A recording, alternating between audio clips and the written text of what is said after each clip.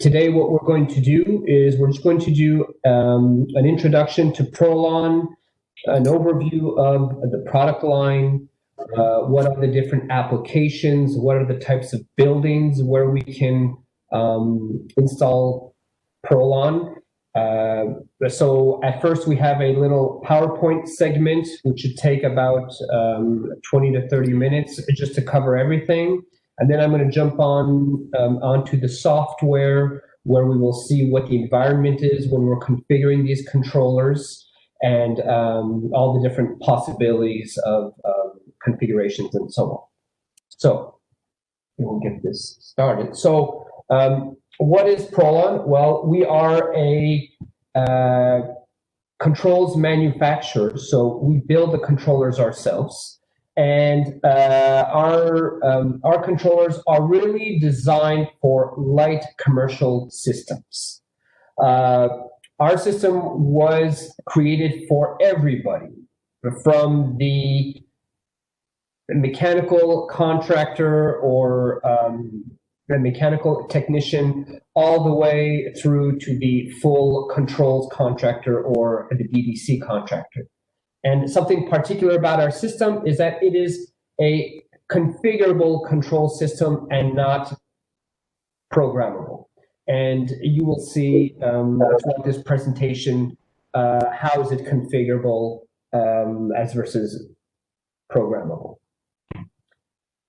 So why was ProLon developed?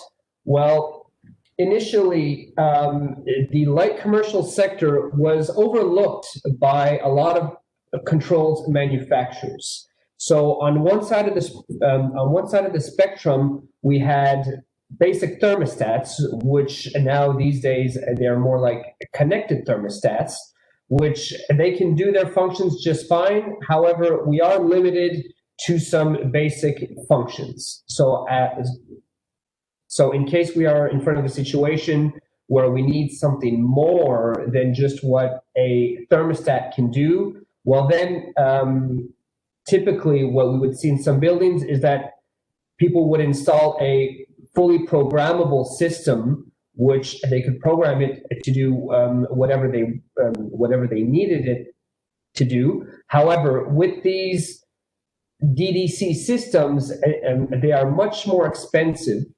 and they require much more extensive training, as much on the side of the contractor and to be able to do it, as for the end user, and just to understand all the different parameters and maybe how to access some of these parameters.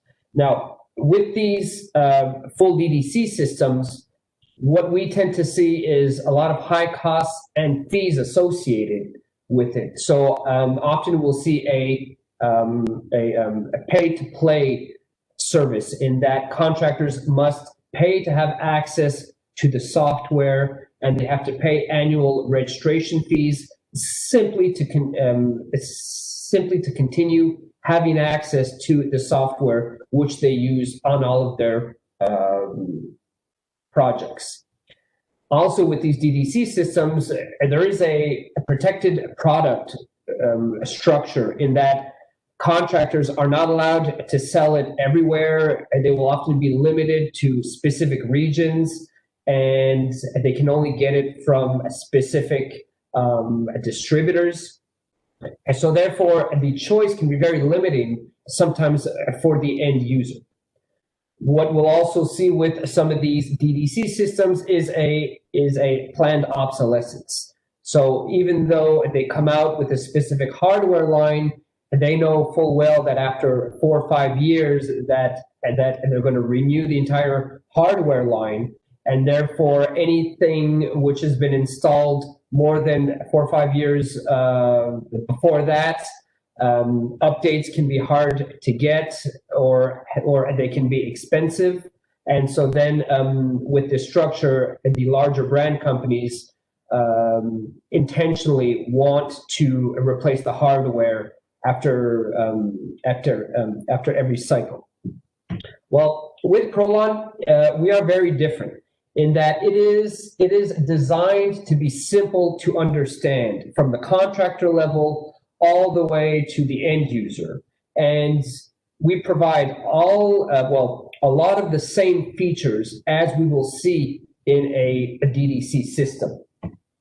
Everyone is welcome to sell, install, and service a ProLon system, and there is no entry cost whatsoever. It's only the hardware which you have to purchase. So there are no membership fees or any registration fees.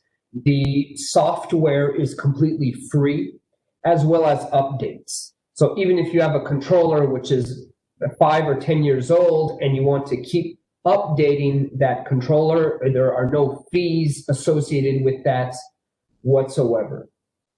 On the training side, usually it's just a one-day training session is usually enough to get contractors on their feet to understand ProLon. So it's a minimal investment time on the contractor side. And also ProLon is always there to support the installers. So our technical support department is always available to help people out whenever they're on the job and they have some questions about our system.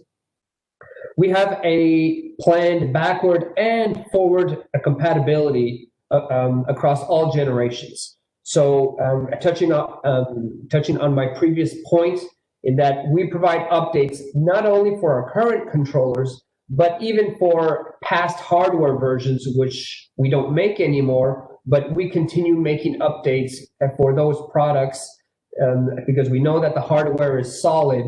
And so we just provide the updates completely free of charge. So even if the system is a little bit older, you can still keep it fully up to date.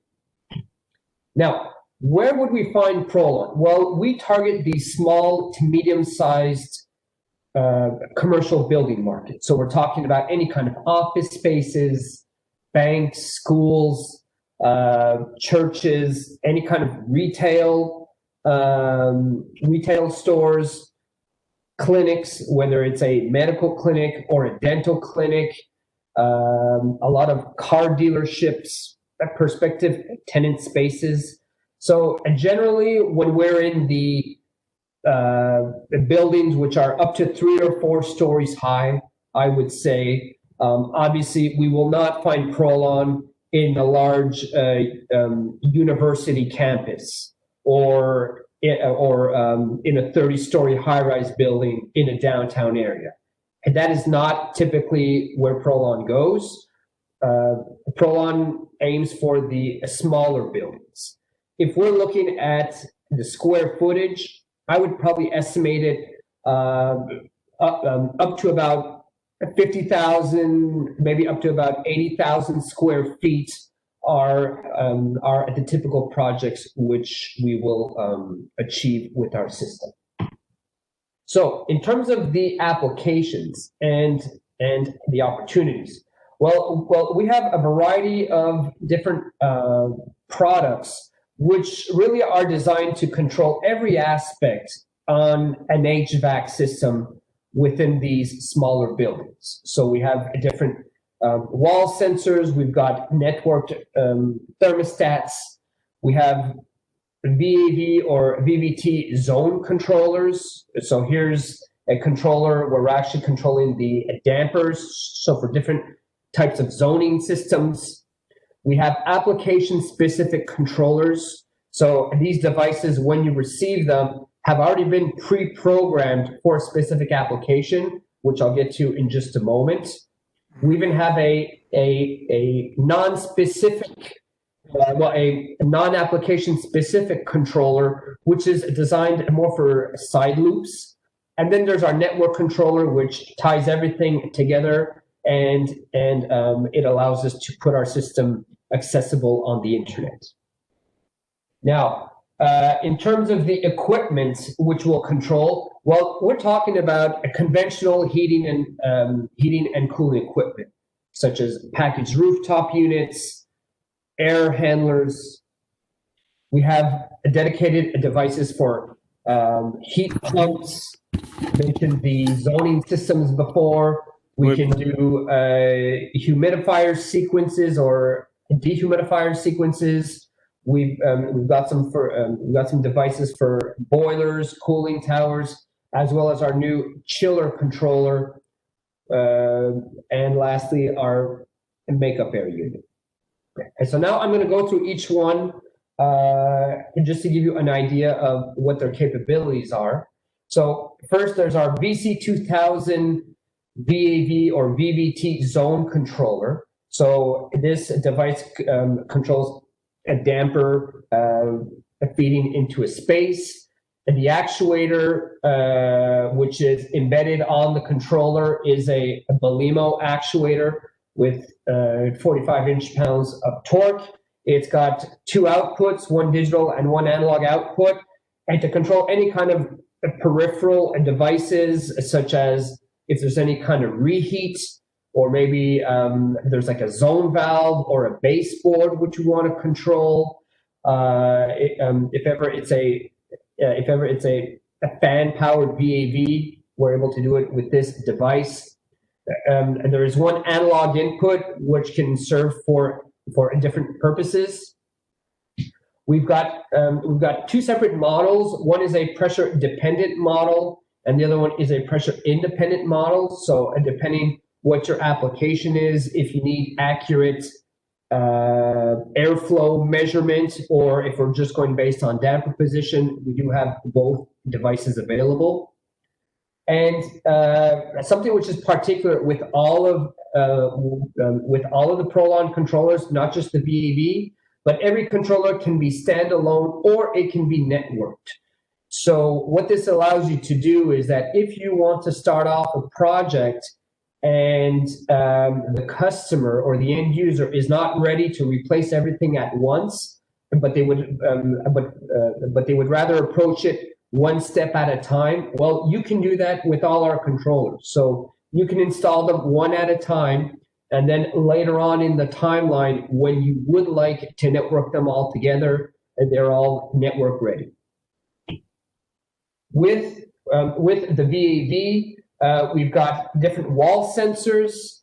Now, it is not an intelligent wall sensor per se. It is simply a wall module which is connected to the controller, and it'll send what the space temperature is and what the set points are.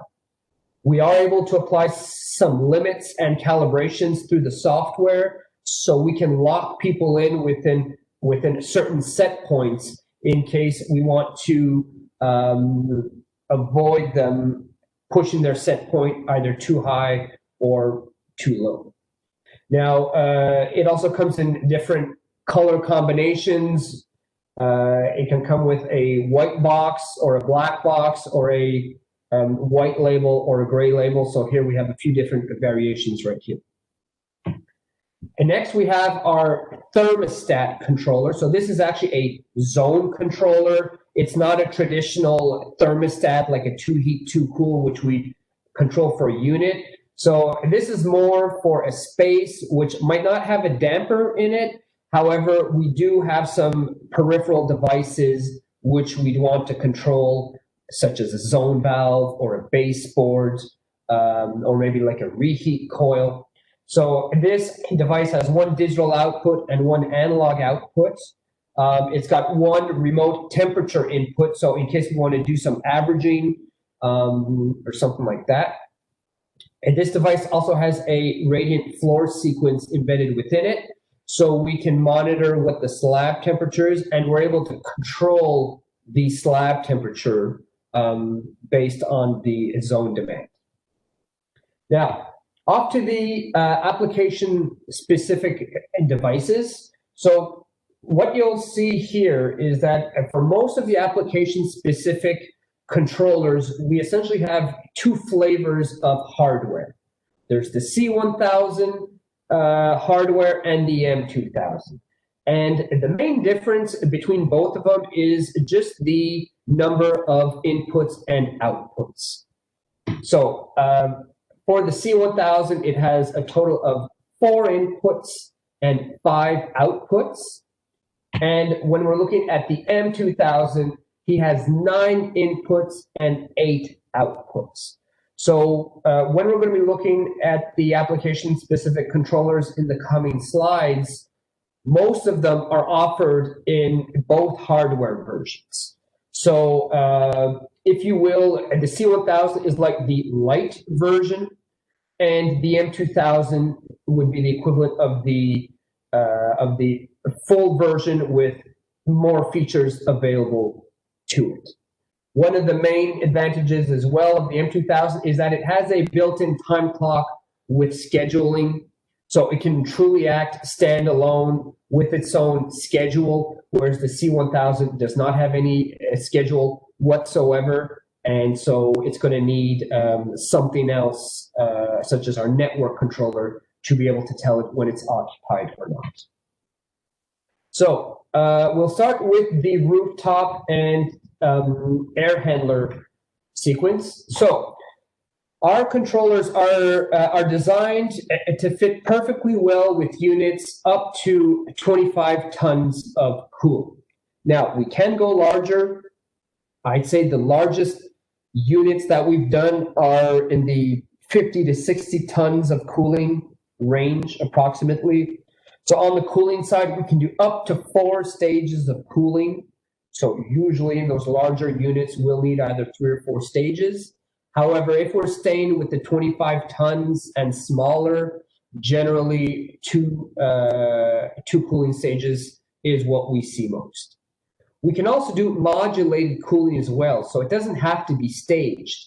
If we have an air handler in a building and there's a chilled water valve, so it's a modulating chilled water valve, well, we can control that with ProLon as well.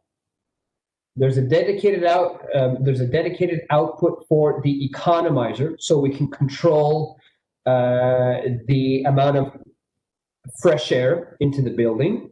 So we can use that either for free cooling purposes in the economizer sequence, or we can do it based on the indoor air quality. So we have a dedicated input for CO2 levels, and then we can configure the outdoor air damper to open based on the CO2 levels. In terms of heating, we have a lot of options. We have 3 dedicated outputs for heating, 2 digital and 1 modulating. So it can be staged heating, it can be modulated heating. So no matter what the heating source is, whether it's electric staged, electric SCR, is it hot water, is it natural gas? No matter what it is, we are able to control it with ProLon. There's a dedicated input on the device for the static pressure. So we can control either a bypass damper for a VVT system or a variable frequency drive if ever it's a true VAV. So whatever the case is, it's the same controller which we use for both setups. We also have a dehumidification sequence embedded within the controller. So you can control, you can connect a humidity sensor directly into the controller, and then if ever the humidity gets too high, well then we can enable the dehumidification sequence. Within this same device, we can also do exhaust fans. So if ever we just want to do general exhaust fans based on occupancy, or we can also do some power exhaust fans as well. So power exhaust is usually a little fan within the unit, and we'll turn it on based on the outside air damper position. So this is usually more of a building pressure sequence. Okay. Another application we have is a humidity controller. So we have a dedicated humidity controller. And this is probably one of the only ones where it's only offered in the C1000 hardware. It is not offered in the full version, simply because we don't need more inputs and outputs for it. So it can control humidifiers, which are simply on-off. So we simply enable or disable it, or we can give an actual modulating signal as well. And this device is also capable of a dehumidification logic. And it's basically going to work together with the air handler or rooftop controller, and both devices are going to work together to dehumidify the air. All right, now we have our boiler controller. So this device can do up to 4 boiler stages with or without a mixing valve, or we could choose to control 2 modulating boilers. So once again, this is within the same device.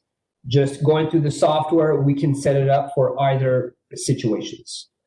We can control 2 system pumps, each of them with their own proving switches. We can lead, lag, and rotate the pumps as well as the boilers. So we don't have to be stuck with always the first boiler being the first one to turn on, and then the second one comes on as a second stage. So we can rotate the lead boiler as well as the lead pump, and so that we can get equal wear and tear across all of the different pieces of equipment. Embedded within the controller are already failover safeties. So you don't have to program any kind of safeties because everything is embedded within the controller. And we also give you full access to change all those parameters as well. So even though there are built-in safeties, you can configure those safeties with specific values which will work better for your system. Within this device, we have multiple loop temperature reset strategies. So we can reset the loop temperature based on outside air temperature. We can reset it based on occupancy, or even based on the demand coming from the zones as well. So all this is embedded within one controller for the boilers. Next is our new controller. So this one was released just about 1 month ago. It's our new chiller controller, and this one can be configured for both air-cooled and water-cooled chillers. So with a single device, you can control both types of chillers. It resembles the boiler in terms of its capabilities. We're able to control up to 4 chiller stages. We can control 2 loop pumps as well. And in addition to this one is that we can also control the pressure as well. So if the pumps have variable frequency drives on them, we are able to control the pressure as well. We get the same features with the lead, lag, and rotation of the pumps and the chillers. And this device also has failover safeties based on different conditions. And we can also play with different loop temperature reset strategies, just like the previous controller as well. All right. Here we have a makeup air unit controller. So this one is dedicated for units that are 100% fresh air, or sometimes it's more of an 80-20 setup. So this device, it can work either with the existing controls. We have seen it many times where a makeup air controller or a makeup air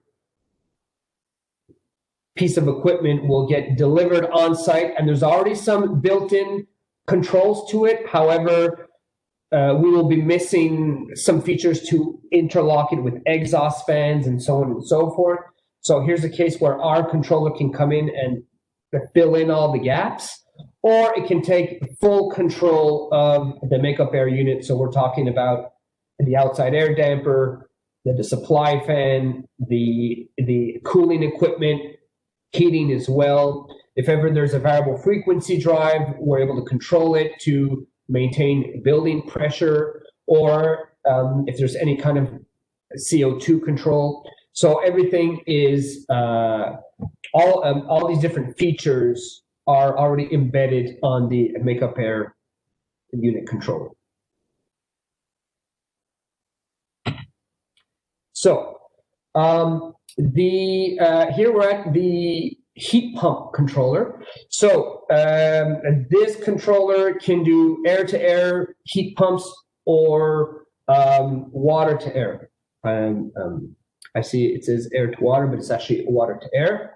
So whether it's an air source heat pump or a water source heat pump, this same device can control both of them.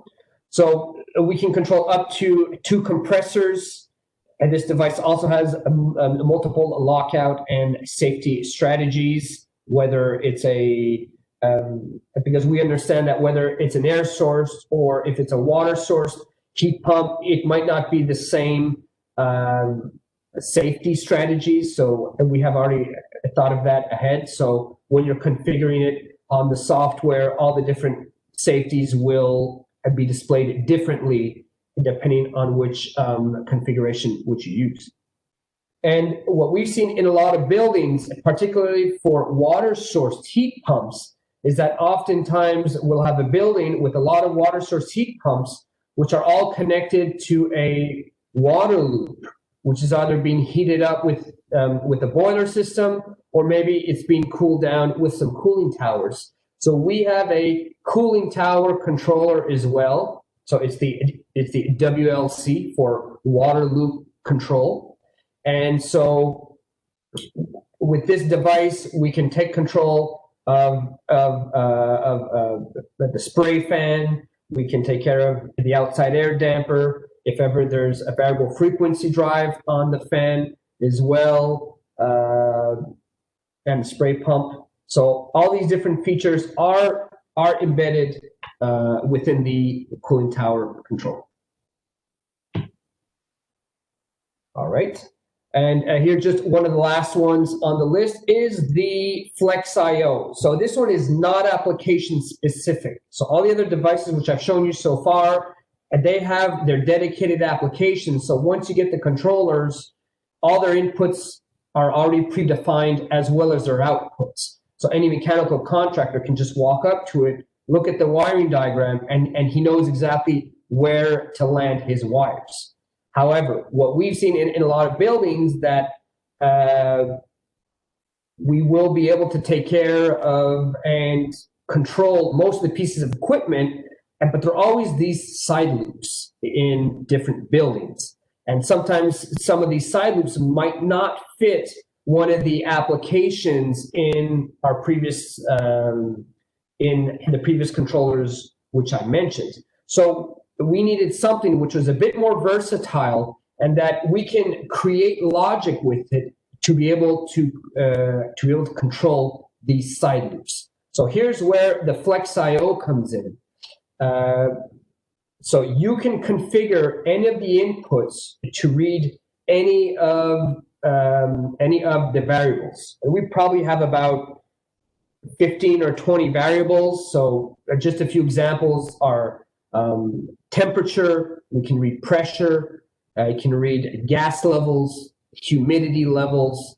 It can read current. So if ever we just want to monitor the current pull of certain equipment, we can measure voltage. We can measure tank levels as well. So if ever we have like a tank, whether it's a water tank or an oil tank, and we want to be able to control the level in the tank, we're able to do that. We can also monitor any kind of status with a dry contact. So any kind of piece of equipment which we're controlling, and we just want confirmation to be sure that that piece of equipment is actually on. We are able to do it with the FlexIO. So that's on the input side. So you can set up the input to read any type of input, and then we can configure the output to turn on based off of a specific set point. So it can be a fixed set point, or we can have a resettable set point, which can be reset based on any other variable. Another thing which we're able to do with this FlexIO is a lead, lag, and rotation sequence. So if for example, you've got 2 pumps which you want to control and you want to rotate them every 2 weeks, And if ever one pump fails, well then you want the backup pump to turn on. So we are able to control that with the FlexIO. Another one of the features is that we are able to assign different schedules to different outputs. So different outputs can turn on at different times of the day.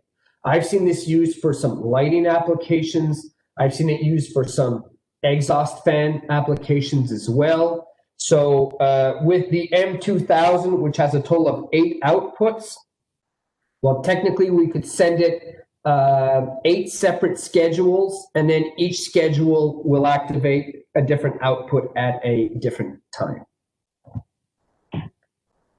All right, so in terms of the architecture, usually it's a daisy chain kind of configuration, and we can put up to 127 controllers on a single system. And just note that the wall sensors do not count. All right. And it's not just about having one rooftop with a bunch of zones. You can have multiple rooftops with multiple zones. So as long as the number is 127 or below, well, then we can have all of these devices connected all together. If ever you needed more than 127, well, then we would just separate it into 2 different networks. With our network controller, so this is the one which ties everything together. It doesn't actually control anything per se, but it basically acts as the internet connection point. So this one can also handle up to 16 schedules. And so if we want to centralize scheduling, instead of doing it in each controller, we can do it here. We can share a single outside air temperature sensor across all of the devices. So let's say you've got 20 rooftops. You could just use one outside air sensor, and then we can broadcast it to the entire network. We have email alerts as well. So now we can monitor up to 200 separate conditions. And then if ever a specific temperature gets too high or too low, well, then you can configure it to send out an email. We also have a data logging feature as well, where we can log up to 100 points simultaneously. And all this is saved on an SD card. And then that can be viewed at a later time to see if the system is reacting as it should. So everything is accessed and configured through our ProLon Focus software. So once again, this software is free. There are no registration or licensing fees. And what you'll see, as I'll show you as I get into the demo in just a moment, is that the graphics are already pre-made. So when you bring in a controller, all the graphics are already there. And as you change the sequence, as you change some parameters, the graphics will automatically adapt to what you do. So keeping that in mind, here's where we're able to have an advantage over systems where when they want to do graphics, well, they have to make all those graphics basically per project. So on those systems, it's always customized graphics, but that takes a lot of time. And so there's a lot of labor hours which are tied to that. Whereas with ProLon, we're able to keep the labor hours at a minimum, because as soon as you bring in a device, well, then all the graphics are already there. Here's just a quick view of some different icons. So let's say we have 3 rooftops. Everything is very color-coded. So if a unit is blue, it's cooling. If it's red, it's heating. And green means that it's just satisfied right there. And we are able to add some floor plan graphics, as long as you just have a picture of it, whether it's a JPEG or PNG or a GIF file, we are able to put it in the back. We also offer some pre-wired panels as well. I'm not going to get into it too much, but if ever there's a particular M2000 controller which interests you, just know that we offer it in a pre-wired UL certified panel. It comes with relays for all the digital outputs and so on and so forth. So if you want to make your life a little bit easier instead of having to wire a panel yourself, just know that we have these in stock and that you can get these at any time. And in case people want any kind of local display, we do have a network controller panel where it has the network controller inside of it, and there's a display mounted on the door with the application, so you can view everything right there. Okay, so I'm going to jump on to actually. Before I get onto the software, Sophie, are there any questions? Yes, I was going to get to that. We do have a couple questions in this chat from Mario and Chris. So the first one was back with the boiler controller. I don't know if you can just address those questions before we move forward. Okay. Yeah, okay, I see it. So it says, can you control multi-stages or multiple steam boilers with the boiler controller? Well, with our boiler controller, it is designed for a hot water system. So we have sensors monitoring the supply and the return, and we basically enable the boilers to maintain the hot water loop. So obviously, we can do multiple stages of that. So you could have one boiler with multiple stages, or multiple single-stage boilers. If the equipment is a steam boiler, well, then maybe we'd have to look at, can we make it work in the same way as that, or is it a little bit different in that now we're maybe controlling it based off of pressure? I'd say if we're controlling it based off of pressure, maybe the boiler would not be adequate, but we could probably control it using the FlexIO, because we can configure inputs to monitor pressure, and then we can control it with either a digital output or an analog output. It can be a fixed set point, or we can reset it. So, and we definitely have options when it comes to that. Okay, next question from Chris Hoffman. Does the FlexIO come with any graphics? A good question. I'd say that's the only one which doesn't have any dedicated graphics, simply because we've seen people use it for so many different types of applications. To be able to try to think of everything and then put a graphic for everything that some people might think of would be just too large of a task. So just in the name of simplicity and trying to keep it understandable for everybody, we made a conscious decision to not put graphics in the FlexIO. However, you can rename all the inputs and the outputs exactly to how you want, so that it doesn't just say input 1, input 2, or output 1, output 3. So you can rename those outputs so that you're not just seeing what the default name is, but you've actually renamed it to either space temperature or something else. Another question: how does the system get addressed? Very good. All the M2000 and C1000 controllers. Here, I'll just move up a bit here. They have dip switches. So in the middle, on the top of the M2000, we have dip switches, and on the C1000, you just have to pop the cover off, and so that is how it is addressed. The only ones which don't have dip switches is the VC2000. So at the VC2000, it does not have any dip switches on it. So you can either address it with any wall sensor which has a display on it.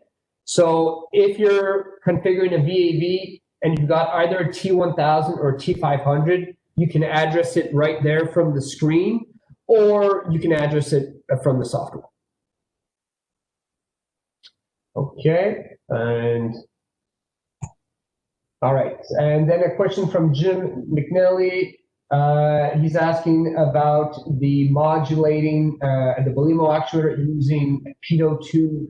Okay, so basically, when we're looking at a VAV application, so when we're using the VC2000 for a pressure independent application, it has two pitot tubes at the bottom, where usually on a damper, which would be pressure independent, we will have some kind of airflow measuring station. So usually it's something called like an airflow cross or something like that.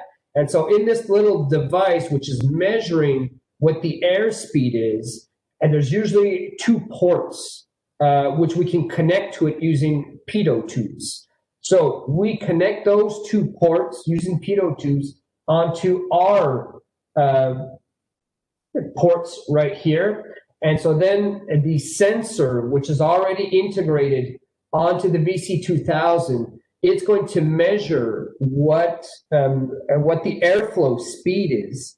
And then it's going to be able to convert that into what the airflow volume is based on the duct diameter and so on and so forth. So the general idea is that you can control it to a specific set of airflow. Like you could say, I want a minimum of 200 CFM and a maximum of 1000 CFM.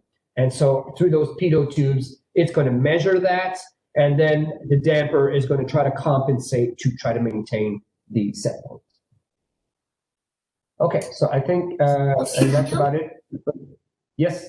Sorry, there was one more question that was sent to me from Tom Brewer. The last question would be, can we import a separate equipment graphic to display points with the FlexIO?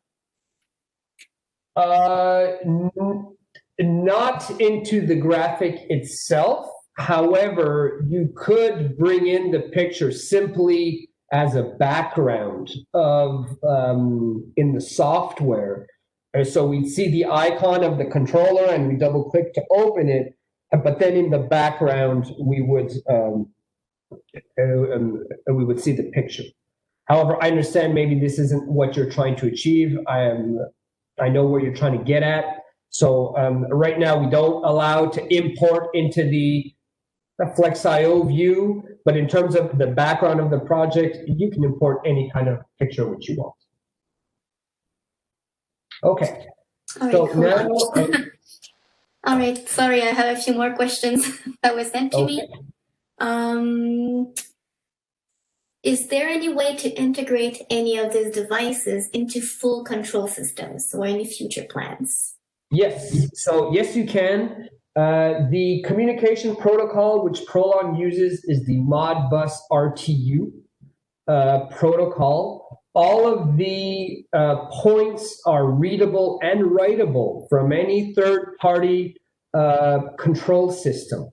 So what this means is that, let's say there's an existing system, even if it's a backnet system or something like that, usually on these buildings we have something called a JACE. It's like a supervisory controller. And if you can get one of the ports of the JACE to communicate Modbus, well, then you can connect that onto our system and you can pull in all the points from a ProLon system onto that third-party DDC system. And we've seen it happen many times before without too much trouble. We actually publish all of the Modbus points on every single web page. On every web page of each product, we do have all of the Modbus points available. So you can just go through those and find the points which you're looking to find. I am just going to hit on pause on the questions just for now, just because I want to get to the software demonstration, and then we'll continue with the questions right after. So I'm just going to open my ProLon right here. So I have a little demo board beside me right now. I'm just going to log in. You can create an account. Once again, this is completely free to do it. So I'm just going to create a new project, and I'll call it demo September 30th. And I am going through a USB to RS-45 adapter, so I'm just going to choose my serial port, and there we go. Okay, so here's the working environment. On the left-hand side, we have all the different controllers, which we see here. So we've got our master controllers, zoning rooftop, zoning heat pump, hydronics, and makeup air. We've got our zones, so a VAV, our thermostat, a single zone rooftop, and a single zone heat pump. And then there's what we deem all the other ones. The humidity, the boiler, water loop, our FlexIO, and the chiller. So on my demo board, I actually have a zoning rooftop right here. So I can just drag and drop it in. It's going to ask me for the address. So here's where I look at the dip switches, which I pushed up. So I know that it's address number 20. Oh, wait, I'm not actually connected. There we go. So I'll go with number 20. And then it pops up. If ever I made a mistake, I'll just remove him. And I bring in a zoning heat pump, for example, and I put number 20. It does recognize that it doesn't match. So once again, it is hard to make mistakes on a ProLon system. So I'll bring in number 20. I also have two VAVs, two VAV controllers beneath it. So I can just go on zone and drag and drop them in and put in the address, but I want to be quick, I want to be efficient. So I'll just right click on the rooftop, which is a master controller, and I'll do a get list. So at this point, he puts a call on his subnet, and all the devices who hear the call will answer back. Okay, so here I've got my two VAVs, and here's my rooftop. So let's say I start by looking at my rooftops. I can just double click here.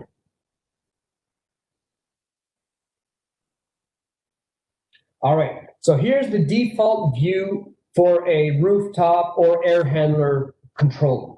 So we can see our cooling stages, our fan, our heat, temperature in the supply, return, outside. Here's our economizer damper and our bypass damper. So if ever I want to configure one of these elements, I can do config cooling. Well, then it's just a configurable menu. This is as complicated as it's going to get. It's configurable menus with drop-down lists, with the fields with some values or checkboxes. So there's no programming per se. So there's no block programming or line programming. It's all configurable menus. And if ever you put a number which doesn't make sense, for example, I got my cooling stages and I want stage 1 to turn on, let's say I put a higher set point than my stage 2, it is not going to let me. So it's basically forcing me to say your first stage must be the first one to turn on, and only after that can the second stage turn on. So once again, people cannot make mistakes here. So we can choose up to 4 stages of cooling here, or if it was analog cooling for a modulating signal. And it also comes with the minimum on, minimum off times, and to avoid any kind of short cycle. In this case, we have a bypass damper with, here's our pressure reading. So I could just go, let's say on pressure, and then I can configure the pressure settings right here. But let's say it's not a bypass damper, it's a variable frequency drive, which I have instead. So no problem, just do config, edit display, pressure control mode, variable frequency drive. I'll press on apply, go here, and here's the VFD. So just by making that change, the graphic updates automatically.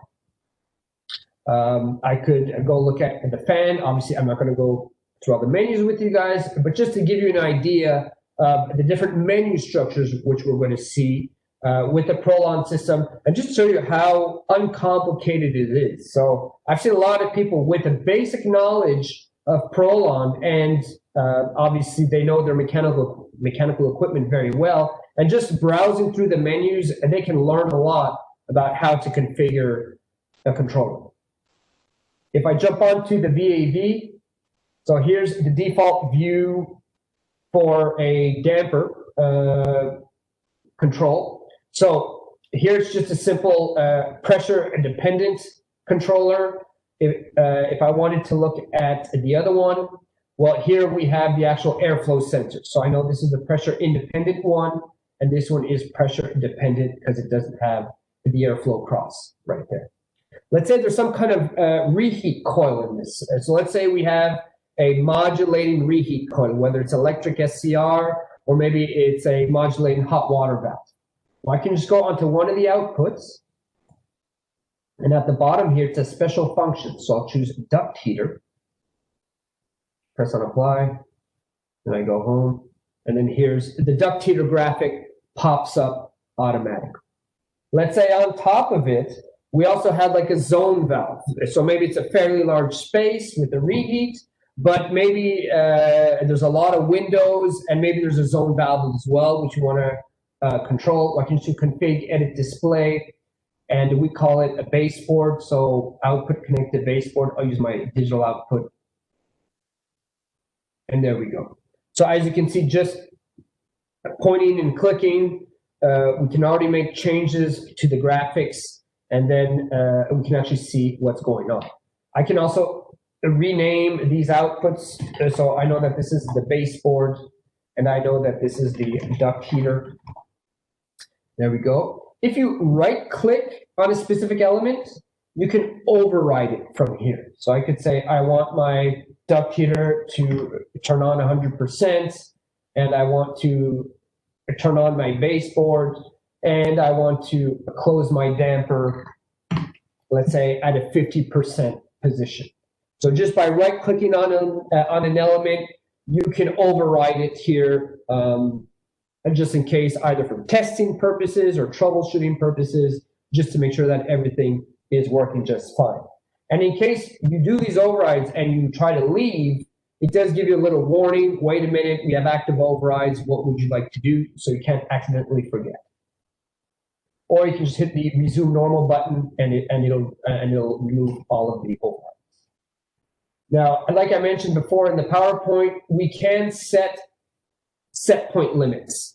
So that way people can't push their set point all the way to 80 degrees or maybe all the way down to 62 degrees just because they were feeling slightly uncomfortable in their office. So we are able to lock them in within a certain range. And if ever you wanted to lock them in at a specific temperature, you want the set point to be, let's say 71, and you don't want it to budge no matter what people do, we are able to achieve that through this same name. I'm just going to go through just a few other controllers just so you see the graphics, and then we will continue with the questions. So I'll just disconnect because I don't have any other controllers on this board with me right now. So if I bring in a boiler controller, so here's a basic view of our boiler controller. So I could go look at the boiler setup. And here I can choose how many boilers with how many stages each. So since we can do a maximum of 4 outputs, so I could have 1 boiler with 4 stages.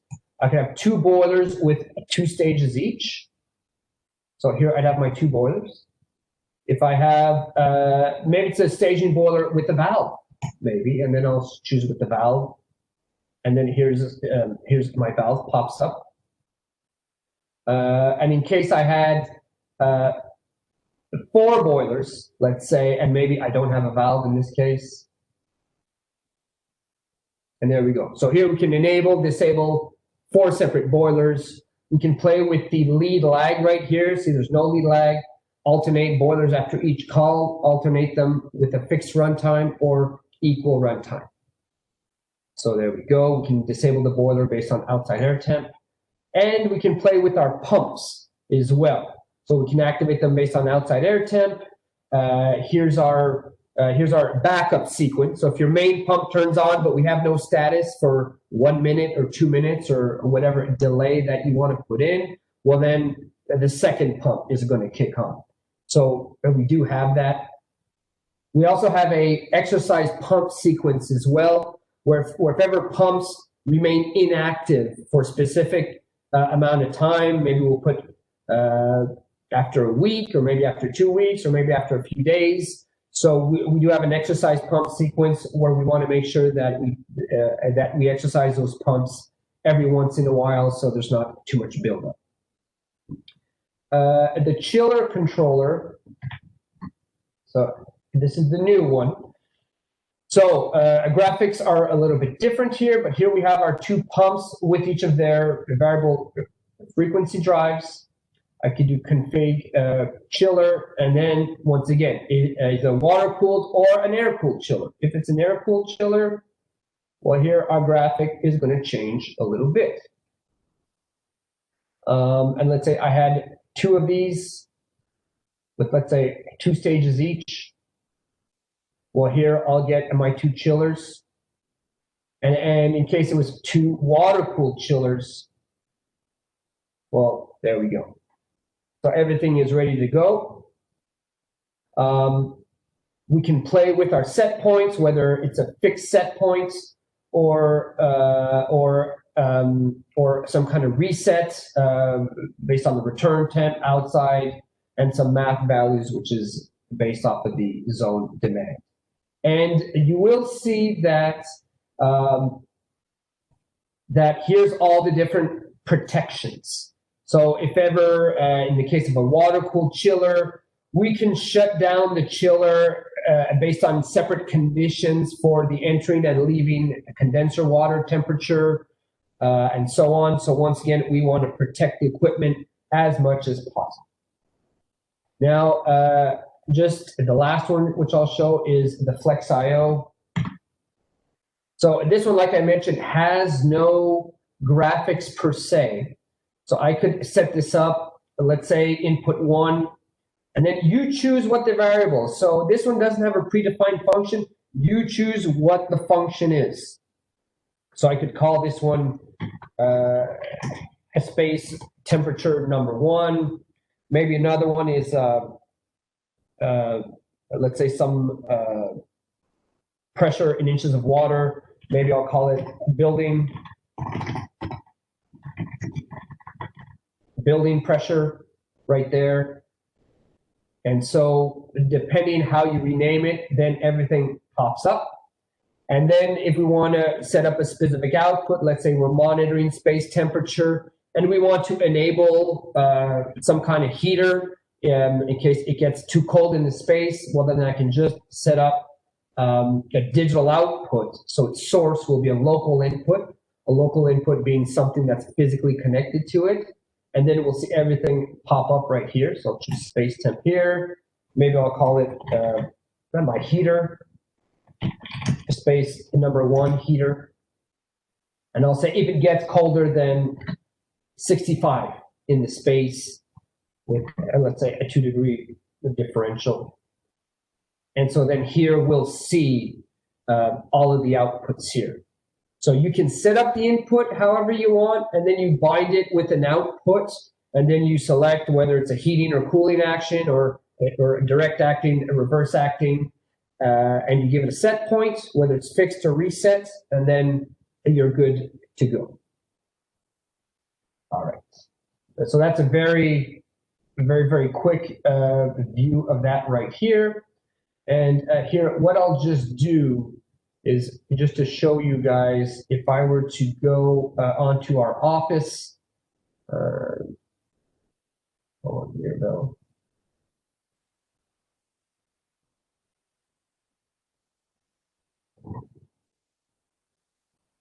So here I'm connecting remotely onto our office, and here we go. And so we see everything pop up one after another. So a zone that's blue is calling for cooling, red is calling for heat, and green means it's satisfied. So I can just resize the background. So this is just a picture which we put in the background. So I can resize it approximately here, and then we can just move these things right there. All right. So as you can see, just by importing a background, and then you just move the icons around, and then every time you open it up and you connect, this is what you're going to see.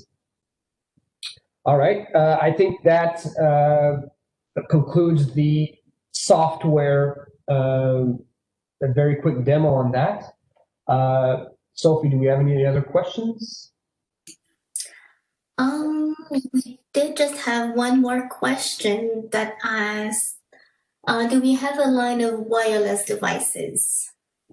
No, we do not do wireless at the moment. It is something we are currently looking into on the development side, but as of today, we would not have anything to offer specifically for wireless. I also see a question from Tom Brewer.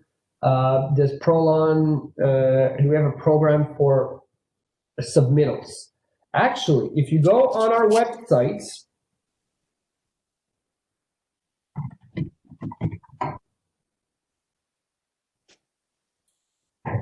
so if you go on our website, you can get some submittal information here in the engineering area.